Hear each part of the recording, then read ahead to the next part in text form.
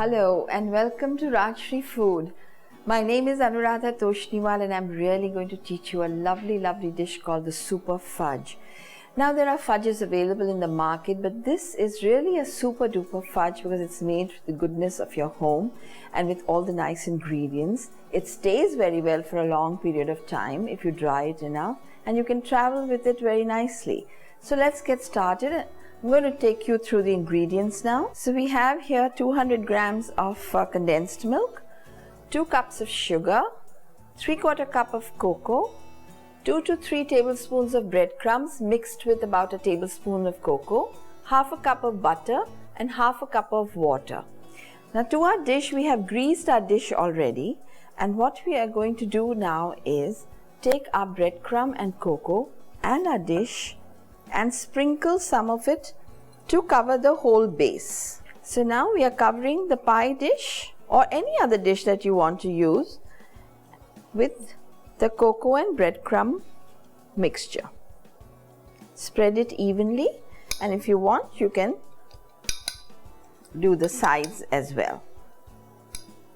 Because it is buttered, the cocoa sticks very well. So our dish is ready. We shall set that aside. And now in our pan goes the 2 cups of sugar,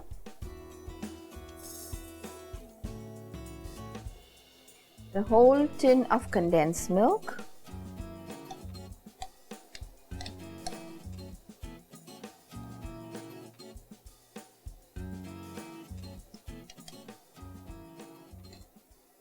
do remember to scrape out every bit of this creaminess, the butter,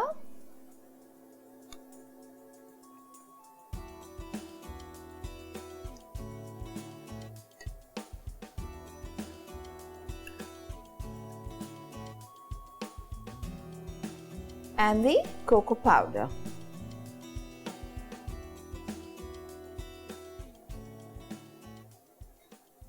And the water.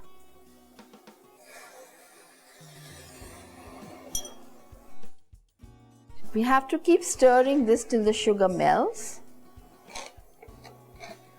Should not stick to the bottom. You have to be a little patient here because this takes a little time. You don't want it undercooked and you don't want it overcooked. So do it when you have about half an hour time to do this continuously. And now we shall wait for it to boil. So make sure that all the cocoa granules are mixed well. There shouldn't be any pockets of small bubbles of cocoa. So if you need to give it a mix with a whisk, it might be a good idea. Look at this bubbling mixture, how well it is rising up and down and looking creamy and delicious. But we still have a little way to go. I find these whisks very magical. They really mix the whole mixture so nicely that you don't find any lumps or anything, and you can stir them very well. So it's a good thing to have at home. See how thick our mixture is becoming slowly. Still a little time to go. Now a good way to test if your fudge is ready or not is to take a little bowl of water and put a little droplet into it. If it forms after 2 minutes, if it forms into a nice lump, then your fudge is ready. So it's nearly forming a lump now. See how nicely it has become. But we'll do a little bit more, and then it will be ready to set. And now, since our lump formed so well in the water, our fudge is ready to be set. We shall pour it into our already greased dish.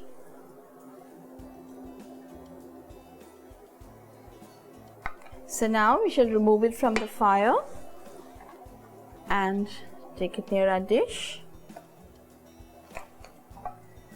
Pour it into our already buttered and sprinkled pie dish.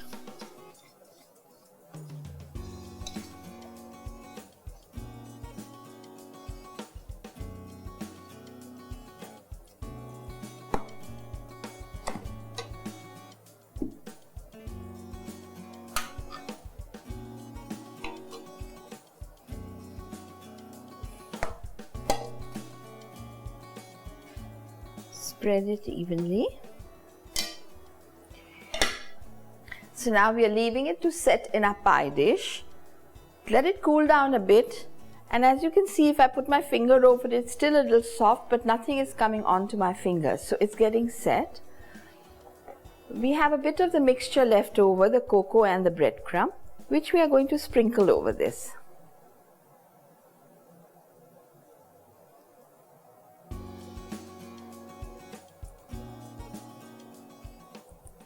Now before this cools down completely, it's a good idea to cut it, and when it cools down completely, then break it and store it in your airtight box. So we shall leave it to cool totally. Our fudge is still a little lukewarm, so I'm not going to be able to cut it and make it into squares.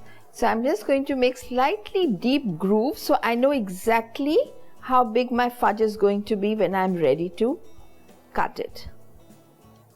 Now another thing that one can do is take a greased spoon, take a bit of the mixture, take it into your hands, roll it into a ball, then roll it into your breadcrumb and cocoa mixture and enjoy it like this.